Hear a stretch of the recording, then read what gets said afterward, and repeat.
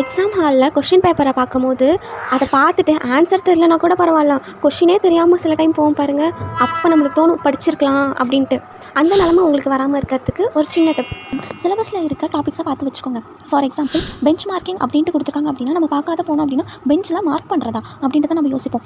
ஆனால் டிக்யூஎம் அதாவது total quality மேனேஜ்மெண்ட்டில் bench marking அப்படின்னா நம்மளோட கம்பெனி டெவலப் பண்ணுறதுக்கு வேறு ஒரு கம்பெனியோட க்ரோத்தை வந்து நம்ம மெஷர் பண்ணி அனலைஸ் பண்ணி நம்மளோட கம்பெனி எப்படிலாம் இம்ப்ரூவ் பண்ணலாம் அப்படின்ட்டு பார்க்குறது தான் டோட்டல் குவாலிட்டி மேனேஜ்மெண்ட்டில் இருக்க பெஞ்ச் மார்க்கிங். அதே சர்வேயிங் அண்ட் லெவலிங்கில் பெஞ்ச் மார்க்கிங் அப்படின்ட்டு வருது அப்படின்னா இப்போ தெரிஞ்ச எலிவேஷனில் இருந்து தெரியாத எலிவேஷனை மெஷர் பண்ணுறதுக்காக நம்ம ஒரு பேசிக்காக ஒரு பாயிண்ட்டை வந்து ரெஃபரன்ஸ்க்கு எடுத்துப்போம். அதுதான் பெஞ்ச் மார்க்கிங்.